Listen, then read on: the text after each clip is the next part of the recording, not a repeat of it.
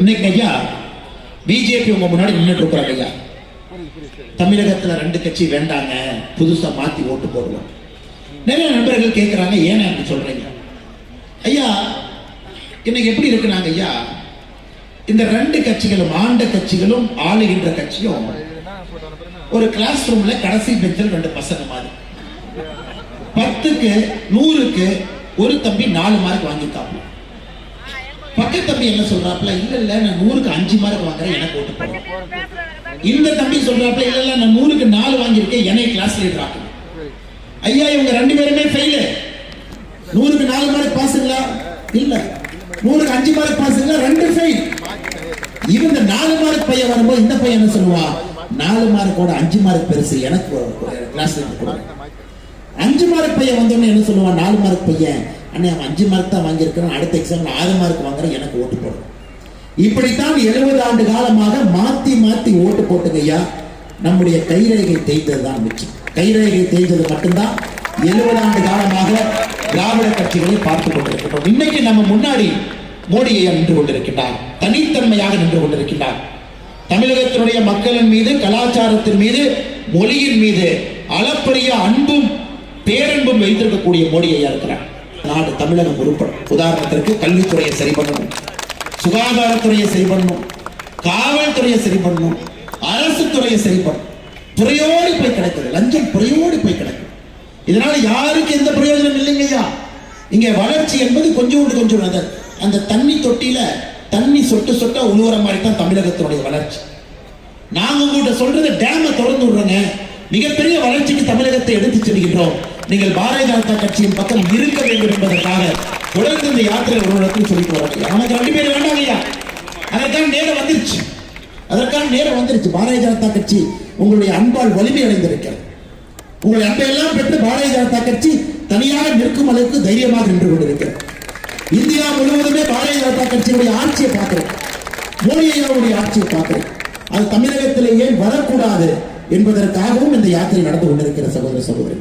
பொய் வேண்டாம், போலி வளர்ச்சி வேண்டாம், ஒரு குடும்பத்திற்காக ஆட்சியும் கட்சியும் வேண்டாம். சாதாரண மக்களை மையப்படுத்தி நடத்தக்கூடிய வளர்ச்சி நமக்கு வேண்டும் என்பதற்காக நின்று கொண்டிருக்கின்றோம் சகோதர சகோதரி. இன்னைக்கு உங்களுடைய பகுதியை மட்டும் எங்களால் பேச முடியும் ஐயா.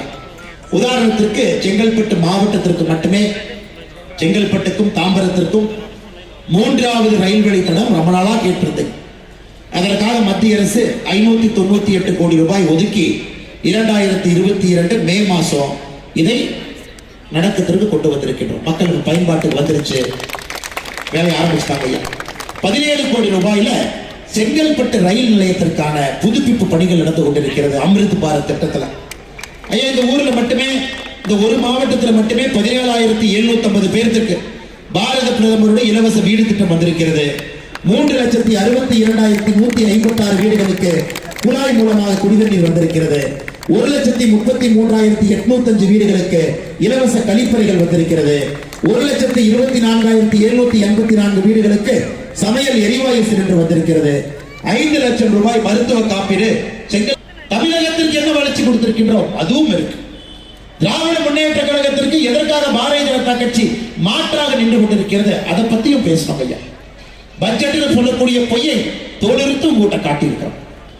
அன்பில் மகேஷ் பொய்யாமொழி உதயநிதி ரசிகர் மன்றத்தினுடைய தலைவராகவும் பார்ட் டைம் கல்வித்துறை அமைச்சராக இருக்கக்கூடிய அன்பில் மகேஷ் பொய்யாமொழி சொல்றார், பிஜேபி ஆட்சிக்கு வந்தா மகளிருக்கு கொடுக்கிற 1000 ரூபாயை நிறுத்திடுவாங்க. இந்த கொடுமை அநியாயத்தை எங்கேயாச்சும் பார்த்துருக்கீங்களா? அது நம்ம திட்டமா? ஏங்க 1000 ரூபாய் கொடுக்குறேன்னு சொன்னது நீங்க. அதிலும் மகளிர்களுக்கு வெறும் 35% மகளிருக்கு தான் 1000, 65% மகளிருக்கு 1000 இல்லை. 1000 ரூபாய் திட்டத்தையும் முழுமையா நிறைவேற்றாம அதுலயும் பொய் சொல்லி இந்த மத்திய அரசின் மீது திருப்புவது நீங்க பாக்குறீங்க. 10 ஆண்டுகளாக இதைத்தான் செய்து கொண்டிருந்தார். எதா இருந்தாலும் மத்திய அரசு, மோடி அரசு நிறுத்திடுவார், இது வராது. இன்னைக்கு இவர்கள் கொண்டு வந்த திட்டத்தையே இவர்களால் செயல்படுத்த முடியாம மத்திய அரசின் மீது பழி போடக்கூடிய சூழ்நிலை தமிழகத்தில் இருக்கு. அதனால தேர்தல் கிழமையா திமுக காரன் எவ்வளவு பொய் பேசலாம்னு ஒருத்தர் போட்டி போட்டு நிக்கிறார். அண்ணே நீங்க எவ்வளவு பொய் பேசுறீங்க? ஒரு அமைச்சர் சொல்றாரு, தம்பி நான் 100 தான் பேசுறேன். அன்பில் தம்பி நான் 130 பேசுறேன்.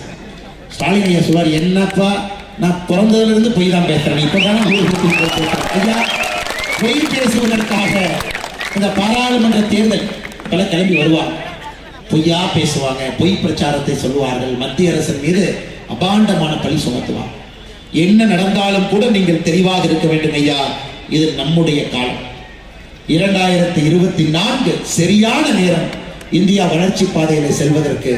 அதற்கு 3வது முறையாக நம்முடைய பாரத பிரதமர் நரேந்திர மோடி அவர்கள் வேண்டும். நீங்கள் அதை செய்து காட்ட வேண்டும். நம்முடைய பாராளுமன்ற தொகுதியாக இருக்கக்கூடிய காஞ்சிபுரம் பாராளுமன்ற தொகுதியும் செங்கல்பட்டு சட்டப்பேரவையில நீங்கள் இந்த முறை பாரதிய ஜனதா கட்சி மோடி அவர்களுக்கு நீங்கள் வாக்களிக்க வேண்டும் என்கின்ற அன்பா. பாருங்க, இந்த கூட்டத்துல நம்முடைய இஸ்லாமிய சகோதரி தாயெல்லாம் இருக்கிறார். ஏன்னா அவர்களுக்கு தெரியும் மோடி அவருடைய சாதனையை 10 ஆண்டு காலமாக பார்த்திருக்கிறார். ஐயா, இன்னைக்கு பாருங்க, வெளிநாட்டுல ஒரு இந்தியனுக்கு பிரச்சனை என்றால் முதல் ஆளாக மோடி அங்கே சென்று அவர்களை கொண்டு வருவார்கள். அது மோடி அவருடைய கேரக்டர். அதை மட்டும் பாருங்க. ஏமன் நாட்டுல உள்நாட்டு பிரச்சனை வந்த பொழுது உக்ரைனுக்கு பஸ் விடுறாங்க. கேட்டீங்க, அந்த காமெடி எல்லாம் கேட்டீங்க. உக்ரைனுக்கு பஸ் விடுறாங்க. நடப்பாவீங்களா? உக்ரைனுக்கு உங்களுக்கு என்னடா சம்பந்தம்? அன்னைய பஸ்னாச்சும் இல்ல, கடைசியா சென்னை ஏர்போர்ட்ல வந்தாங்கன்னா ரிசீவ் பண்றதுனாச்சும் போனோம்னா. இதுதான் திராவிட முன்னேற்ற கழகத்தினுடைய சாதனை. எந்த அளவுக்கு போய் சொல்றாங்க ஐயா. சென்னை விமான நிலையத்திற்கு நம்முடைய குழந்தைகளை பத்திரமா கொண்டு வந்து நிறுத்தினதுக்கு அப்புறம் ஒரே அமைச்சர் தான் வருவார், அண்ணன் மஸ்தான் வருவார். வந்து பிஜேபி சண்டை போடுவாரையோ, மாநில அரசு வந்திருக்கிறோம், நாங்க தான் ஃபர்ஸ்ட் போட்டோ எடுத்துக்குவோம் அப்படின்னு. இதை ஒரு முறையும் பாக்குறாங்க ஐயா. ஆப்கானிஸ்தான்ல இருந்து, ஏமன்ல இருந்து ஒரு முறையும் விமான நிலையத்தில் பத்திரமாக நம்முடைய குழந்தைகளை வந்து தரையிறக்கிய பிறகு காப்பாற்றி கொண்டு வந்ததற்காக 2 கோடி ரூபாய்க்கு மேல கணக்கு எழுதியிருக்கிறாங்க. என்ன 2 கோடி ரூபாய்? ஏர்போர்ட்டுக்கு வந்து ஒரு மாலை போட்டது 2 கோடியா? அதை தவிர எங்கேயா போனீங்க? இல்ல டெல்லியில போய் தமிழ்நாடு பவன்ல ஒரு ஃபுல் மீல் சாப்பிட்டு வந்தாங்க 2 அமைச்சர். இப்படித்தான் தமிழகத்தினுடைய விளம்பர ஆட்சி இருக்கு. ஒரு உதாரணத்தை கொடுக்குறாங்க. நேரம் இருந்தா இன்னும் 5 மணி நேரம் பேசலாம். 33 மாத காலமாக இவருடைய விளம்பரத்தை மட்டும் பேசிக்கொண்டே இருக்கலாம். ஆனால் நம்முடைய ஆட்சி விளம்பரம் இல்லாம மக்களுக்கான நேர்மையான ஒரு ஆட்சி, மோடியாவுடைய ஆட்சி. நீங்கள் கண்டிப்பா துணை இருக்கணும். குறிப்பாக எந்த பாராளுமன்றத்தில் மாற்றம் நடக்குதோ இல்லைங்க ஐயா, காஞ்சிபுரம் பாராளுமன்றத்தில் மாற்றம் நடக்கும். எங்கே மாற்றம் நடக்குது இல்லையோ, செங்கல்பட்டு போல வளருகின்ற நகரம், நிறைய தொழிற்சாலைகள் இருக்கக்கூடிய நகரம், அடுத்த கட்டம் செல்ல வேண்டும் என்று பெரிய கனவுகள் இருக்கக்கூடிய நகரம். பாரதிய ஜனதா கட்சியோடு இணைந்து நீங்கள் பயணம் செய்ய வேண்டும் என்கின்ற அன்பான ஒரு வேண்டுகோளை உங்களுக்கு வைத்து 2024 பாராளுமன்ற தேர்தல் பாரதிய ஜனதா கட்சி, பாரத பிரதமர் நரேந்திர மோடி அவர்கள் தேசிய ஜனநாயக கூட்டணிக்கு ஒரு முறை நம்பிக்கை வச்சு ஓட்டு போடுங்க. பாதகம் செய்பவரை கண்டால் நாம் பயங்கொள்ளலாகாது பாப்பா, மோதி மிதித்து விடு பாப்பா, அவர் முகத்தில் உமிழ்ந்து விடு பாப்பா.